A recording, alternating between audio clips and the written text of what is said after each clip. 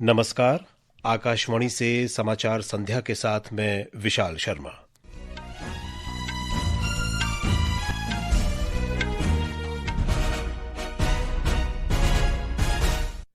मुख्य समाचार।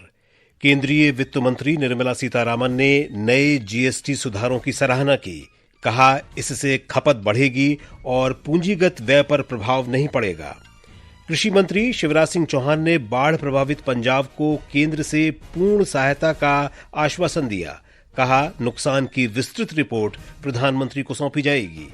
मॉरिशस के प्रधानमंत्री नवीन चंद्र रामगुलाम इस महीने की 9 से 16 तारीख तक भारत की यात्रा पर रहेंगे। रूस के राष्ट्रपति व्लादिमीर पुतिन ने कहा, भविष्य में यूक्रेन में पश्चिमी देशों की सेनाओं की कोई भी तैनाती रूस के हमले का स्वाभाविक निशाना होगी। और अमेरिका ओपन टेनिस में अमांडा अनिसिमोवा और वर्तमान चैंपियन आरियाना सबालेंका ने महिला सिंगल्स के फाइनल में जगह बनाई। अब समाचार विस्तार से। केंद्रीय वित्त मंत्री निर्मला सीतारामन ने कहा है कि वस्तु और सेवा कर जीएसटी की नई व्यवस्था से नागरिकों के उपभोग में सुधार होगा और इससे पूंजीगत व्यय पर कोई प्रभाव नहीं पड़ेगा। एक निजी समाचार चैनल से बातचीत में सुश्री सीतारामन ने कहा कि 99% वस्तुओं और सेवाओं पर अब या तो 0 या 5 से 18% तक का जीएसटी लगेगा। उन्होंने कहा कि पहली बार केंद्र सरकार ने जीएसटी पर क्षतिपूर्ति मुआवजा और समग्र प्रस्ताव पारित किया है। उन्होंने कहा कि पेट्रोलियम और अल्कोहल उत्पाद जीएसटी के दायरे से बाहर होंगे। We've resolved classification-related issues and we've ensured that there will be stability and predictability about the GST. Rate rationalization, of course, we've reduced the slabs. There shall be only 2 slabs and we are addressing also the issues of compensation cess. Ease of living, simplifying registration, return filing and refunds. वित्त मंत्री ने बताया कि सरकार उन निर्यातकों की सहायता का प्रयास कर रही है जिन पर 50% अमेरिकी आयात शुल्क का प्रभाव पड़ा है। We will come out with something to handhold those who are hit by the 50% tariff from the US. There is a package which consists of very many different ways in which we want to help them. So we'll wait for the cabinet to clear it so that this tirade of the tariff is something which they can face.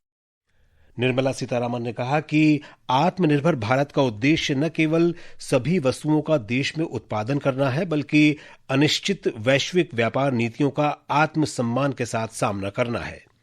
Bharatiya Janata party के वरिष्ठ नेता और वाणिज्य तथा उद्योग मंत्री पीयूष गोयल ने GST सुधारों को ऐतिहासिक और व्यापक बताया है। आज नई दिल्ली में पार्टी मुख्यालय में संवाददाताओं से उन्होंने कहा कि जीएसटी दरों में सुधार से उपभोक्ताओं को काफी राहत मिली है और इससे कारोबार करना आसान होगा।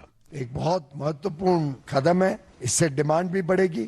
डिमांड बढ़ेगी तो निवेश आएगा भारत में, क्योंकि लोगों को दिखेगा यहाँ पे माल बिकता है। निवेश आएगा तो नई नौकरियां बनेंगी, नए रोजगार का साधन, उद्यमियों को, व्यापारियों को आमदनी बढ़ेगी। जैसे जैसे आमदनी बढ़ेगी तो डिमांड बढ़ेगी। इसको एक तरीके से एक साइकिल ऑफ ग्रोथ के रूप में देखा जा सकता है। केंद्रीय अप्रत्यक्ष कर और सीमा शुल्क बोर्ड सीबीआईसी के अध्यक्ष संजय कुमार अग्रवाल ने अगली पीढ़ी के जीएसटी सुधारों को साहसी बताया है। उन्होंने आकाशवाणी समाचार के साथ बातचीत में कहा कि जनसाधारण के हित सरकार की सर्वोच्च प्राथमिकता है।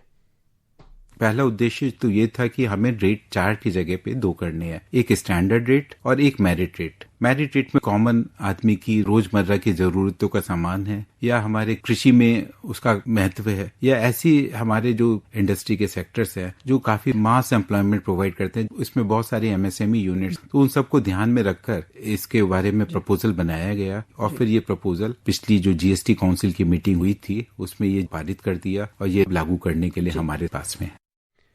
सीबीआईसी के अध्यक्ष के साथ ये विशेष भेंटवार्ता आकाशवाणी के एफएम गोल्ड चैनल पर आज रात 9:30 बजे से सुनी जा सकती है। प्रधानमंत्री नरेंद्र मोदी ने इस वर्ष स्वतंत्रता दिवस पर लाल किले की प्राचीर से दिवाली तक वस्तु और सेवा कर यानी जीएसटी में सुधार की घोषणा की थी।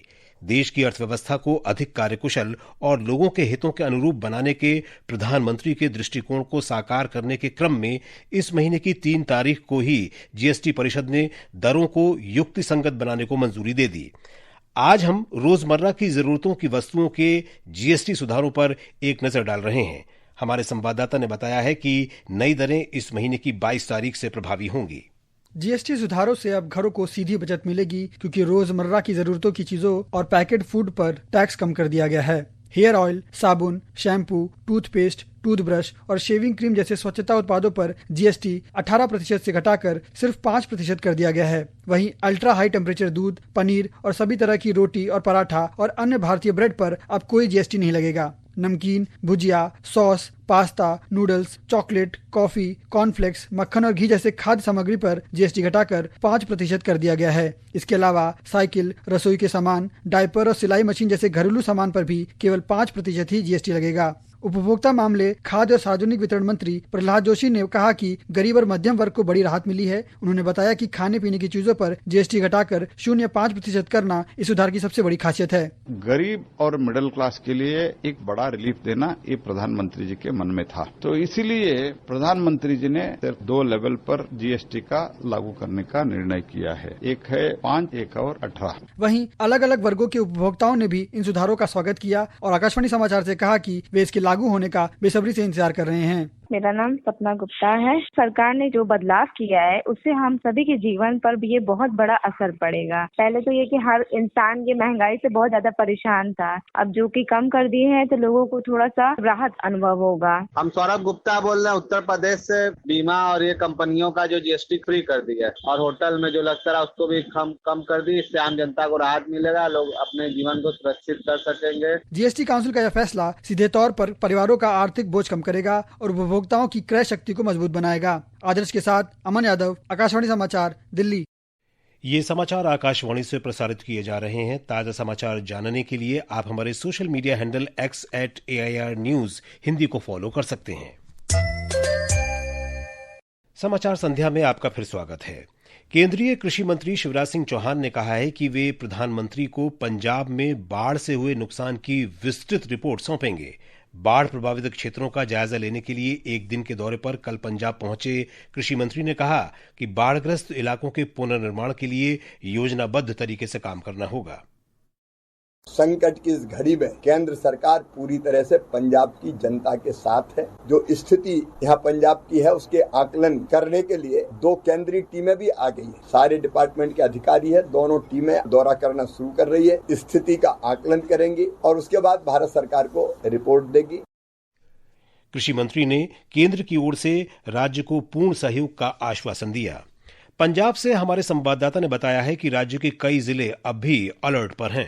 राज्य भर के 1900 से ज्यादा गांव प्रभावित हुए हैं और हजारों परिवार विस्थापित हुए हैं। कठिन समय का सामना करने के बावजूद वे एकजुट होकर भावनात्मक और मानसिक रूप से एक दूसरे का साथ दे रहे हैं। हालांकि भारतीय सेना, बीएसएफ और एनडीआरएफ की विशेष टीमें राहत और बचाव अभियान 24 घंटे जारी किए हुए हैं, फिर भी ग्रामीण, सरकारी एजेंसियों और गैर सरकारी संगठनों के साथ मिलकर बाढ़ में फंसे लोगों को बाहर निकाल रहे हैं। इस बीच पंजाब के राज्यपाल गुलाब चंद कटारिया ने रेड क्रॉस सोसाइटी पंजाब की ओर से बाढ़ प्रभावित लोगों के लिए राहत सामग्री के 9 ट्रकों को चंडीगढ़ से रवाना किया।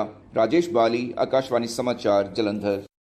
खेल और युवा कार्य मंत्री डॉक्टर मनसुख मांडविया ने नई दिल्ली में कहा कि पंजाब और हिमाचल प्रदेश के बाढ़ प्रभावित क्षेत्रों में बचाव कार्यों के लिए हजारों प्रशिक्षित मेरा भारत आपदा मित्र तैनात किए जाएंगे। नई दिल्ली का अखिल भारतीय आयुर्विज्ञान संस्थान एम्स उत्तर भारत और पंजाब के बाढ़ प्रभावित क्षेत्रों में चिकित्सा राहत और मानवीय सहायता प्रदान करने के लिए डॉक्टरों और नर्सों की एक टीम भेज रहा है। आकाशवाणी समाचार से बातचीत में एम्स नई दिल्ली में रेडियो डायग्नोसिस विभाग में असिस्टेंट प्रोफेसर अमरिंदर सिंह मल्ली ने बताया कि इस टीम में 11 डॉक्टर्स और 11 नर्स शामिल होंगे। इसमें हर प्रकार के हमारे डिपार्टमेंट्स लिए हैं। उसमें सबसे पहले medicine, community medicine, surgery, radio diagnosis, lab medicine, psychiatry, paediatrics और गायनिकोलॉजी, ये सभी विभाग के लोग हम लेके जा रहे हैं। और हमारा मेन कारण यही है कि उधर जाके जितने भी अफेक्टेड एरियाज हैं उनके जाके उनको जितनी हम सर्विसेज अपनी दे सकें उतना हम देंगे। हिमाचल प्रदेश में आज मौसम साफ रहा। हमारी संवाददाता ने बताया है कि राज्य में मौसम में हुए सुधार से आपदा राहत कार्यों में तेजी आई है। चंबा जिला के भरमौर में फंसे 524 मणिमहेश यात्रियों को आज भारतीय वायुसेना के 2 चिनूक हेलीकॉप्टरों द्वारा चंबा पहुंचाया गया, जहां से इन्हें राज्य पथ परिवहन निगम की बसों में अपने गंतव्य की ओर भेज दिया गया है। इसके अलावा 3 शवों को भी चंबा पहुंचाया गया। जिला प्रशासन से प्राप्त जानकारी के अनुसार मणिमहेश यात्रा के दौरान फंसे लगभग 8000 तीर्थ यात्रियों को सरकार द्वारा निःशुल्क परिवहन सुविधा उपलब्ध करवाई गई। प्रदेश में प्राकृतिक आपदा से अभी भी 4 राष्ट्रीय राजमार्ग और 1000 से अधिक सड़कें यातायात के लिए बाधित हैं। प्रभा शर्मा, आकाशवाणी समाचार, शिमला। उधर महाराष्ट्र में तेज वर्षा से राज्य के 29 जिलों के 191 तालुका में भारी नुकसान हुआ है। राज्य के कृषि मंत्री दत्तात्रेय भराने ने बताया कि प्रभावित क्षेत्रों में नुकसान के आकलन का काम चल रहा है और जल्द ही किसानों को उचित मुआवजा दिया जाएगा। ये समाचार हमारी वेबसाइट www.newsonair.gov.in और हमारे न्यूज ऑन एआईआर ऐप पर भी उपलब्ध हैं। मॉरिशस के प्रधानमंत्री नवीन चंद्र रामगुलाम 9 से 16 सितंबर तक भारत की राजकीय यात्रा पर रहेंगे। नई दिल्ली में विदेश मंत्रालय के प्रवक्ता रणधीर जायसवाल ने कहा कि इस दौरान मॉरिशस के प्रधानमंत्री दिल्ली, मुंबई, वाराणसी, अयोध्या और तिरुपति जाएंगे। ऑस्ट्रेलिया में भारतीयों के खिलाफ विरोध प्रदर्शनों पर श्री जायसवाल ने कहा कि भारतीय उच्चायुक्त और महावाणिज्य दूतावास इस संबंध में ऑस्ट्रेलिया सरकार के साथ नियमित संपर्क में हैं। अमेरिका के राष्ट्रपति डोनाल्ड ट्रंप के नवीनतम पोस्ट पर श्री जायसवाल ने कहा कि विदेश मंत्रालय इस पर कोई टिप्पणी नहीं करना चाहता। विदेश मंत्रालय के प्रवक्ता ने कहा कि अमेरिका और भारत के बीच संबंध बहुत महत्वपूर्ण हैं। This relationship between United States and India is very important for us. Both our countries, we share a comprehensive global strategic partnership. युद्धाभ्यास चल रहा है अलास्का में। साथ ही साथ कुछ दिन पहले 2+2 का इंटरसेशनल मीटिंग हुआ था। एक और डेलीगेशन, एक दल आया था डिफेंस पॉलिसी ग्रुप का अभी कुछ दिन पहले। तो दोनों देशों के बीच में आवाजाही और बातचीत चल रही है और हम प्रतिबद्ध हैं कि इस साझेदारी को और मजबूत करें।